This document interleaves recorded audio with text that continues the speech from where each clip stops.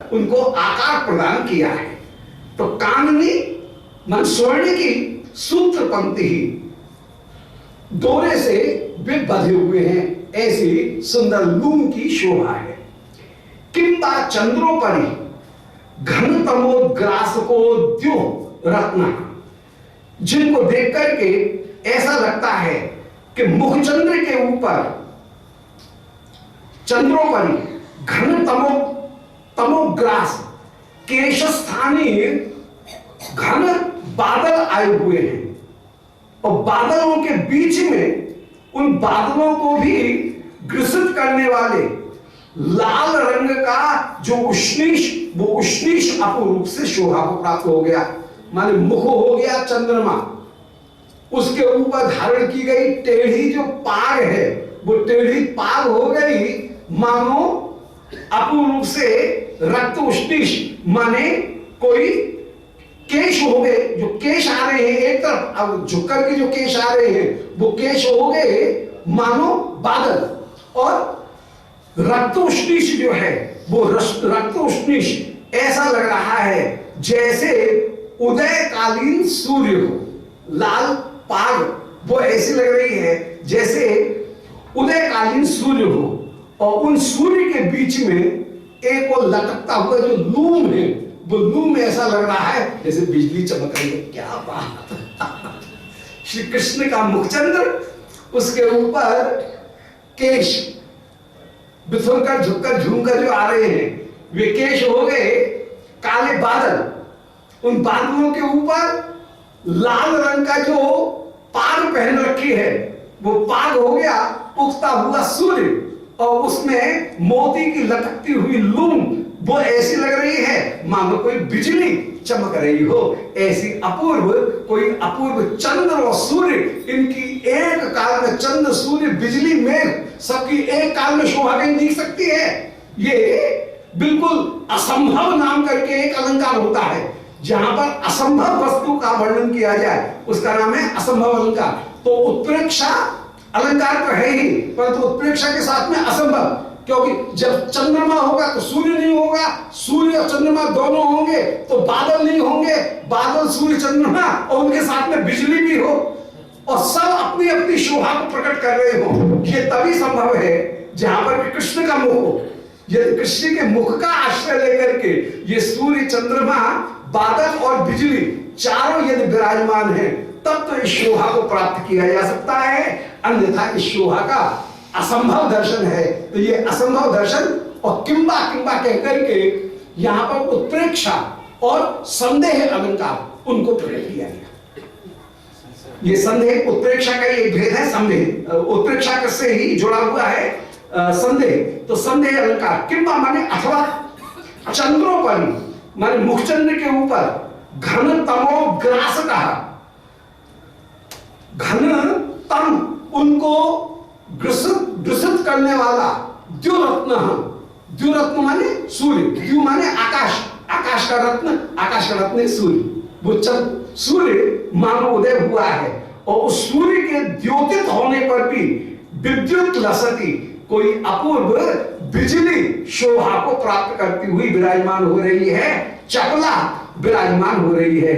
ऐसे भावली, भा माने आभा, उनकी अवली एक काल में विराजमान, जहां पर चंद्रमा की भी भा विराजमान है, जहां पर सूर्य की भा भी विराजमान है, जहां पर मेघों की भा भी कपोल के ऊपर विराजमान है, और जहां लूम के रूप में बिजली की आभा भी विराजमान है। ऐसी भावली, भा माने आभा, उनकी अवली, उनकी पंक्ति जहां पर विराजमान हो रही है, ऐसी भावली प्रोत मूला, कहीं मूल के साथ में एक साथ, एक कृष्ण के साथ में, आनंद के साथ में ही गुथी हुई, बधी हुई, जैसे अपूर्व शोभा को प्राप्त हो रही है। गजब तुलना, कैसी सुंदर शोभा, ये अद्भुत शोभा, श्री कृष्ण की अपूर्व शोभा, उसका वर्णन करें। पुनः एक बार सुनिए कि आसियो कुटिल चिपरा, आसी माने मुख, उनके ऊपर उद्यत, उदंचत माने आने वाले टेढ़े चुकुर, चुकुर माने केश है, और उन केशों को आधा ढांकते हुए आधा ढांकते में असमर्थ होकर के उष्णीश राजे, उष्णीश जो है उष्णीश की पंक्ति शोभा को प्राप्त हो रही है। और उस उष्णीश राज के ऊपर, श्रेष्ठ पाक के ऊपर मुक्ता, मुक्ता आमुक्ता माने बढ़े हुए, किसी पटुआ ने सुंदर रेशमी डोरा और सुनहरी सोने के डोरा से बांध करके जो लूम अपूर्व रूप से तैयार किए है वो मुक्ता, आमुक्ता, आमुक्ता माने बंधे हुए मोती जो है, उन मोती दर चलती, उन मोतियों की लूम किंचित मात्रा में हिल रही है। काननी सूत्र पंक्ति और उनके बीच में सोने की पंक्ति भी अपूर्व रूप से, जो पटुआ ने उनको बांधा है उससे अपूर्व सोने की पंक्ति भी सुशोभित हो रही है। किंबा चंद्रोपरि, ऐसा लगता है मानो चंद्रमा के ऊपर घन तमोग्रास कहा, घने अंधकार उनको ग्रसित करने वाला उद्यत द्यू रत्न, उदित होता हुआ सूर्य हो। उद्यत कहने का तात्पर्य क्या है कि इस समय लाल पाग बांध रखी है, और लाल सूर्य का रंग भी उदित होते समय सूर्य का रंग भी लाल होता है और पाग का रंग भी लाल है। तो उद्यत द्योरत्न, उगते हुए सूर्य के समान उनकी द्युति चारों ओर प्रकाशित हो रही है। और लटकता हुआ जो लूम वो ऐसा लग रहा है कि विद्युत लसती, मानो विद्युत अपने रूप से बिजली ही चकला ही सुशोभित हो रही है। इस प्रकार भावली, मुख की आभा, सूर्य की आभा, बादलों की आभा और बिजली की आभा, ये भावों की आभाओं की अवली आज प्रोत मूला श्री कृष्ण का ही आश्रय लेकर के परिपूर्ण रूप से विराजमान है। तो प्रोत मूलम यस्या माने जो मोती हो गए वे हो गए, कहीं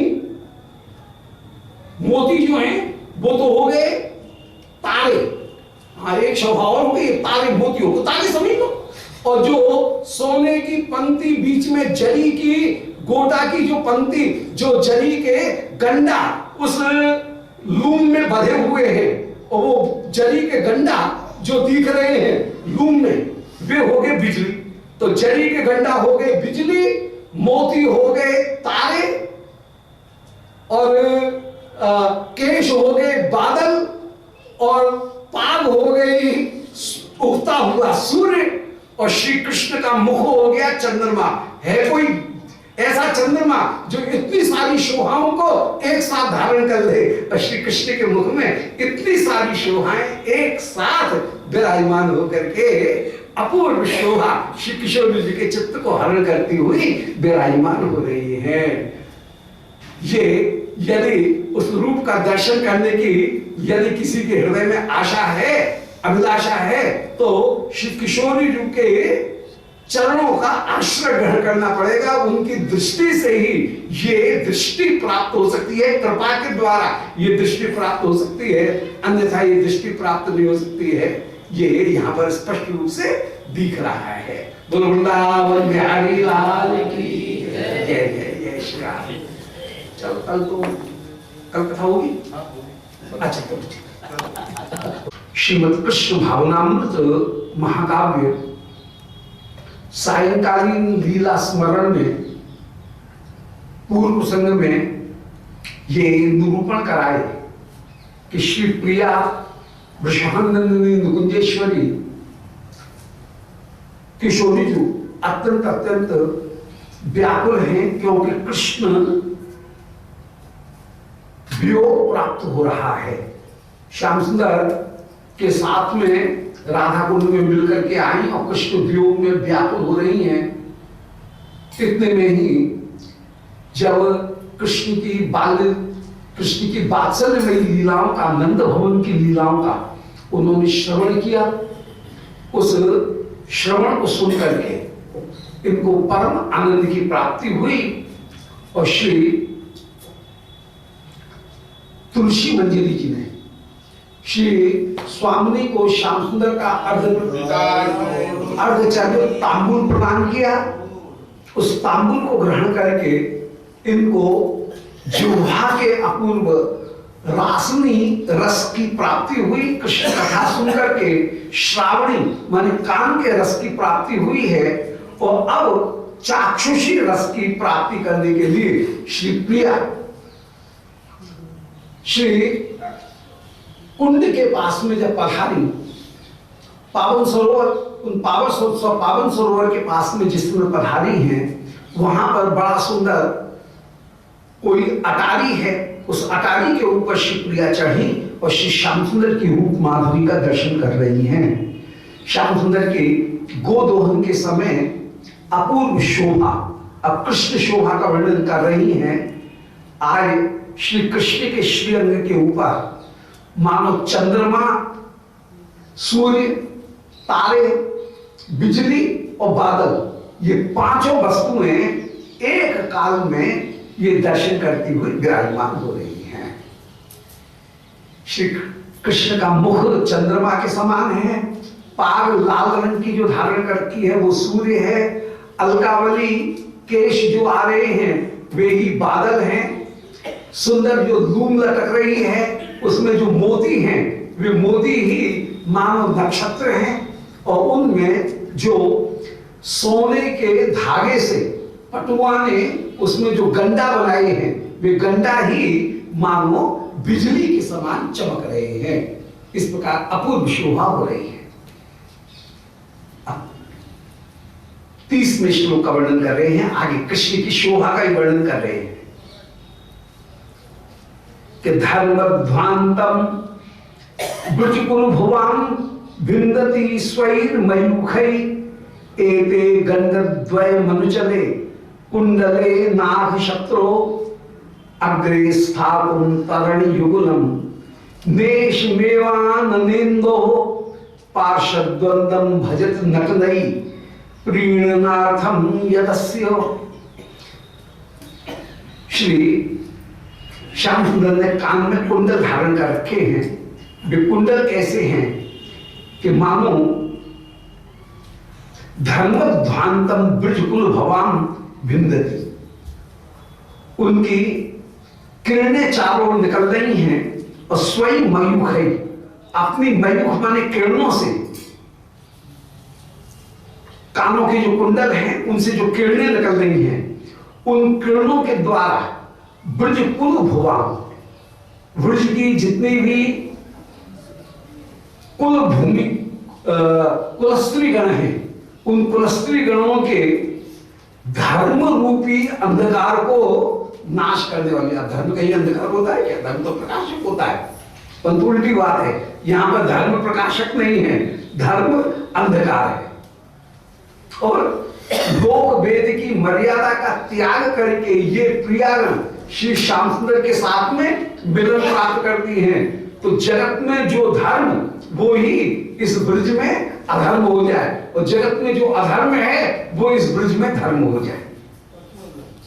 सो धर्मध्वांतम, वैदिक लोक वेद की मर्यादा रूपी धर्म को वो ही मानो अंधकार है, उसको विंदति, उसको दूर कर रहा है कौन? वो श्री श्याम सुंदर ने जो कुंडल धारण कर रखे हैं उनसे निकलने वाली स्वयं मयूख है किरणें, मानो धर्म के ध्वांत को, अंधकार को दूर कर रही हैं। अर्थात इन कुंडलों की शोभा को देख करके ब्रज गोपिकागण लोक वेद की मर्यादा का त्याग करके श्याम सुंदर के पास में मिलने के लिए अत्यंत अत्यंत उत्सुक होकर के दौड़ पड़ती हैं। तो धर्मध्वांतम, धर्म रूपी अंधकार को विंदति माने समाप्त करती हुई स्वयं मयूखै, अपनी किरणों से, एते कुंडले, ये श्री श्याम सुंदर के कुंडल अत्यंत अत्यंत सुशोभित हो रहे हैं। ये कुंडल कहां विराजमान है उनका वर्णन कर रहे हैं कि गंधद्वयम अंचले, श्याम सुंदर के कपोल के ऊपर अंचले जो हिलते हुए शोभा को प्राप्त हो रहे हैं। तो गंधद्वंद, जो गंधद्वयम, दोनों कपोल, उन कपोल के ऊपर जो नाचते हुए जिनकी चमक शोभा को प्राप्त हो रही है। नाग शत्रु श्री श्याम सुंदर अभिशत्रु होकर के विराजमान है। तो कुंडले मन कुंडल से प्रकट होने वाली स्वर्ण की जो मयूख हैं उनके द्वारा कपोल जो है वो कपोल के ऊपर ये दोनों कुंडल उस समय शोभित होते हुए विराजमान हो रहे हैं।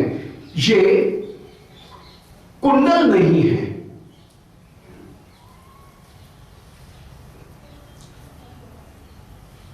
ये अपूर्व से मानव धर्म को नष्ट करने वाली अपूर्व किरण है।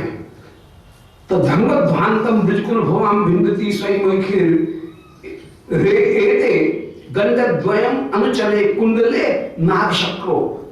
बल्कि ये क्या है, बोले हमको तो ये लगता है ये कुंडल नहीं है बल्कि अग्रे स्थातुम तरणी युगलम, ये दो अपूर्व तरणी युगलम माने दो सूर्य ही विराजमान है। ये कोई अद्भुत दो सूर्य विराजमान है, जिन सूर्य के आगे जो आकाश का सूर्य है वो भी मानो टिक नहीं पाया, और टिक न पाने के कारण सायंकाल के समय वो सूर्य मैदान छोड़ करके भाग गया है। तो सायंकाल के समय सूर्य डूब जाता है, उसके लिए उत्प्रेक्षा कर रहे हैं कि श्री श्याम सुंदर के कान में दोनों कुंडल, वे मानो कुंडल नहीं है, वे दो ऐसे सूर्य हैं जिनके सामने अपने आप को पराजित मान करके ये जो आकाश का सूर्य था वह सूर्य मानो मैदान छोड़ करके भाग गया है, पराजय मानते हुए भाग रहा है और डूब जाना चाहता है, दूर चला जा रहा है। यहां पर अपनोति नाम करके अलंकार हुआ, ऐसा नहीं है ऐसा है। ऐसा जहां पर वर्णन किया जाए, प्रकृतम यन निषिद्धान्य स्थाप्यते साप्यपनोति। अपनोति का लक्षण मम्मट ने वर्णन किया, काव्य प्रकाश में वर्णन किया कि प्रकृति मानी जो वस्तु है उसका निषेध करके अन्य की जहां स्थापना की जाए उसका नाम अपनोति है।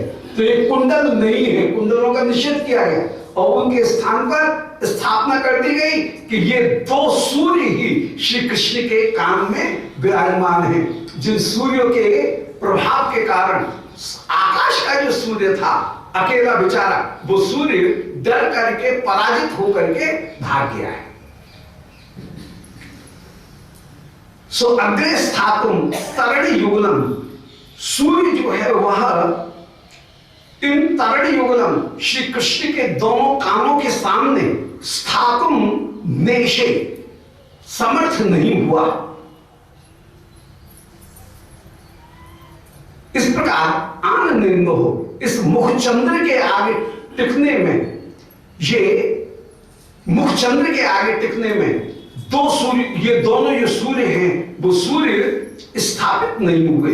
तो कान के कुंडल भी सामने न आकर के बगल में जो आ गए हैं उनके लिए भी कल्पना कर रहे हैं, उनके लिए भी एक उत्प्रेक्षा कर रहे हैं कि मुख हो गया चंद्रमा और चंद्रमा के आगे ये कान के जो दोनों कुंडल हैं वो कुंडल सामने नहीं रहे बल्कि ये कहीं छिप करके भाग रहे हैं, अर्थात एक तरफ हो गए हैं, दोनों कानों में आ गए।